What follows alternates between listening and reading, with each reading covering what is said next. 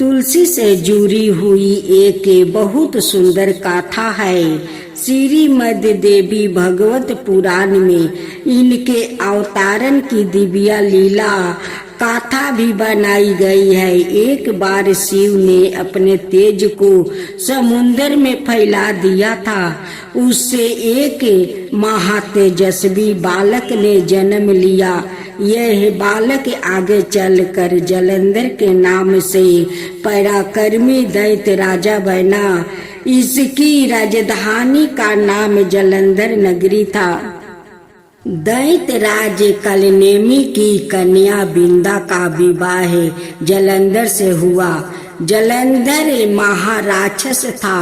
अपनी साता के मध्य में चूरी उसने माता लक्ष्मी को पाने की कामना से युद्ध किया, परंतु समुद्र से ही उत्पन्न होने के कारण माता लक्ष्मी ने उसे अपना भाई के रूप में स्वीकार किया।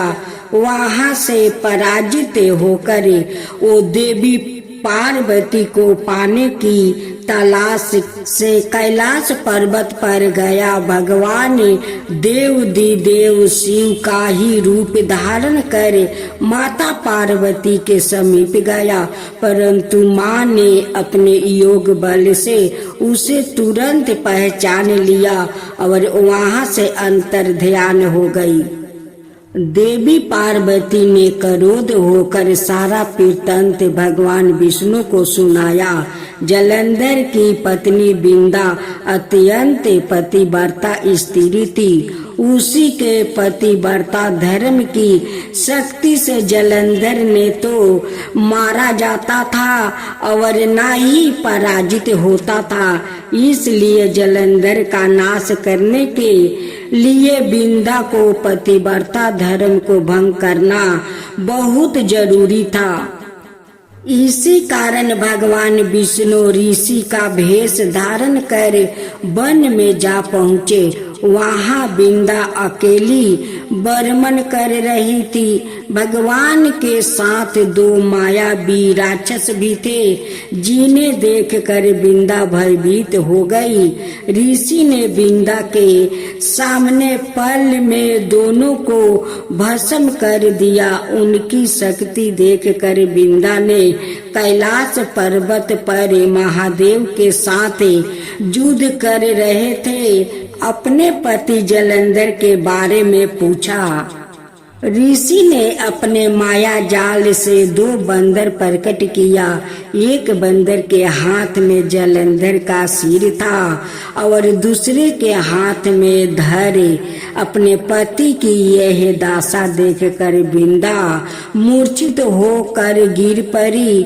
होश में आने पर उन्होंने ऋषि रूपी भगवान से विनती की कि वो उसके पति को जीवित करे।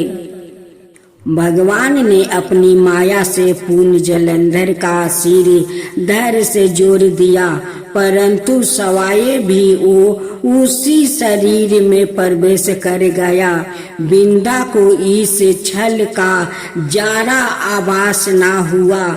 जलंधर बने भगवान के साथ बिंदा पतिव्रता का व्यवहार करने लगी, जिससे उसका सती व्रता भंग हो गया। ऐसे होते ही बिंदा का पति जलंधर युद्ध में हार गया। इस सारी लीला का जब बिंदा को पता चला तो उसने क्रोध होकर भगवान विष्णु को शीला होने का श्राप दे दिया और सवाए सती हो गई। जहाँ बिंदा भस्म हुई वहाँ तुलसी का पौधा उगा। भगवान विष्णु ने बिंदा से कहा, हे बिंदा, तुम अपने सती व्रता के कारण मुझे लक्ष्मी से भी अधिक प्रिया हो गई हो। अब तुम तुलसी के रूप में सदा मेरे साथ रहोगी। जो मनुष्य भी मेरे शालिग्राम रूप के साथ तुलसी का विवाह करेगा, उसे इस लोक और परलोक में विपुल यश प्राप्त होगा। जिस घर में तुलसी होती है वहाँ यम के दूत भी असमय नहीं जा सकते। गंगा वो नर्मदा के जल में स्नान और तुलसी का पूजन बराबर माना जाता है। जहाँ मनुष्य कितना भी पापी क्यों ना हो, मृत्यु के समय जिसके प्राण मंजीरी रहित तुलसी और गंगा जल मुख में राख कर निगल जाते हैं, वो पापों से मुक्त होकर वैकुंठ धाम को प्राप्त होता है। जो मनुष्य तुलसी और आंवले की छाया में अपने पितरों का श्राद्ध करता है, उसके पितर मोक्ष को प्राप्ति हो जाती है। आज सुने कामदा एकादशी व्रत कथा। विष्णु भगवान की जय हो, विष्णु भगवान की जय हो। धर्मराज युधिष्ठिर कहने लगे, हे भगवान, मैं आपको कोटि कोटि नमस्कार करता हूँ।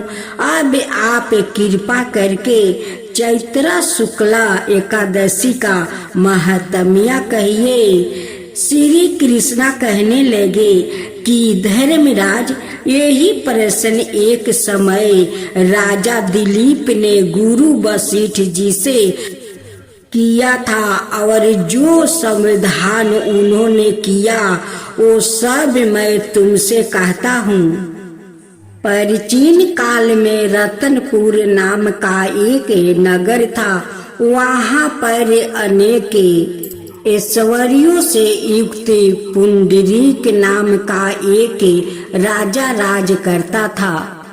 रतनपुर नगर में अनेक अप्सरा थी। किंदर और गंधर्व वास करते थे।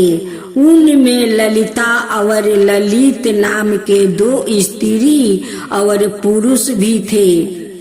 उन दोनों में अत्यंत स्नेह था, यहाँ तक कि अलग अलग हो जाने पर दोनों व्याकुल हो जाते थे। एक समय पुंडरीक की सभा में अनाय गंधर्वों के सहित ललित भी गान कर रहा था। गाते गाते उसको अपनी प्रिया ललिता का ध्यान आ गया और उसके ध्यान में सूर भंग होने के कारण गाने का स्वरूप बिगड़ गया। ललित का मन का भाव जानकर ककोट नाग ने पद भंग होने के कारण राजा से कह दिया। तब पुंडरीक ने क्रोध पूर्वक कहा कि तू मेरे सामने गाता हुआ अपनी स्त्री का स्मरण कर रहा है। आज तू काचा मांस खाता है, अब कर्म का फल भोग। पुंडरीक के शराप से ललित उसी क्षण महाकाया विकराल राक्षस हो गया।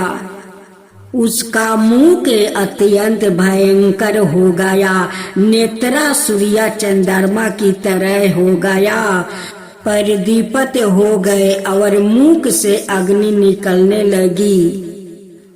उसकी नाक पर्वत की केंद्रा के समान विशाल हो गया और गर्दन पर्वत के समान लगने लगी। सिर में बाल पर्वतों पर खरे वृक्षों के समान लगने लगा और भुजाएं अत्यंत लंबी हो गई। कुल मिलाकर उसका शरीर 8 योजन के विस्तार में हो गया। इस प्रकार राक्षस होकर वो अनेक प्रकार के दुख भोगने लगा। जब उसकी प्रियतमा ललिता को यह सब वृत्तांत मालूम हुआ तो उसको अत्यंत दुख हुआ। वो अपने पति के उद्धार का अत्यतन सोचने लगी। वो राक्षस अनेक प्रकार के घोर दुख सहता घने वनों में रहने लगा। उसकी स्त्री उसके पीछे पीछे जाती है और अनेक प्रकार से विलाप करती रहती है। एक बार ललिता अपने पति के पीछे घूमती घूमती विंध्याचल पर्वत पर चली गई, जहाँ पर सिरिंगी ऋषि का आश्रम था। ललिता शीघ्र ही सिरिंगी से प्रार्थना करने लगी। उसे देखकर सिरिंगी ऋषि बोले, हे सुबेग, तुम कौन हो और यहाँ किस लिए आई हो? ललिता बोली कि हे मुनि, मेरा नाम ललिता है। मेरा पति राजा पुंडरीक के श्राप से विशाल काया राक्षस को हो गया है। इसका मुझको महान दुख है। इसके उद्धार का कोई उपाय बतलाइए। सिरिंगी ऋषि बोले, हे गंधर्व कन्या, अब चैत्र शुक्ला एकादशी आने वाली है, जिसका नाम कामदा एकादशी है। उसका व्रत करने से मनुष्य के सब कार्य सिद्ध होते हैं। यदि तू कामदा एकादशी का व्रत करके उसके पुण्य का फल अपने पति को दे दे तो वो शीघ्र ही राक्षस योनि से मुक्त हो जाएगा और राजा का श्राप भी अवश्य में वो शांत हो जाएगा। मुनि के ऐसे वचन सुनकर ललिता ने चैत्र शुक्ला एकादशी आने पर उसका व्रत किया और द्वादशी को ब्राह्मणों के सामने अपने व्रत का फल अपने पति को देती हुई भगवान से इस प्रकार प्रार्थना करने लगी, हे प्रभु, मैंने जो यह व्रत किया है इसका फल मेरा पति देव को प्राप्त हो, जिससे वो राक्षस योनि से मुक्त हो जाए। एकादशी का फल देते ही उसका पति राक्षस योनि से मुक्त होकर अपने पुराने स्वरूप में परातप हुआ। फिर अनेक सुंदर वस्तु भूषणों से युक्त होकर ललिता विमान में बैठकर स्वर्ग लोक को चले गए। वशिष्ठ मुनि कहने लगे कि हे राजन, इस व्रत को विधि पूर्वक करने से समस्त पाप नष्ट हो प्राप्त हो जाते हैं और राक्षस आदि की योनि भी छूट जाती है। संसार में इसके बराबर कोई और दूसरा व्रत नहीं है। इसकी गाथा पढ़ने या सुनने से या जप ज्ञान का फल प्राप्ति होती है। जय जय तुलसी माता, जय जय तुलसी माता, सब जग की सुखदाता वरदाता। जय जय तुलसी माता, जय जय तुलसी माता, सब योग के ऊपर, सब रोग के ऊपर रुझ से रक्षा करके भाव तराता। जय तुलसी माता, रुझ से रक्षा करके भाव तराता। जय तुलसी माता, बाहु पुत्री है सयामा, सुरबल है गारामा, विष्णु प्रिया जो तुम के सेवे सो नर तर जाता। जय जय जय तुलसी माता, जय जय जय तुलसी माता। हर कैसी सदी राजते त्रिभुवन से हो बनती थी पतित जनों की तारानी तुम हो विखाता। जय जय तुलसी माता, जय जय तुलसी माता।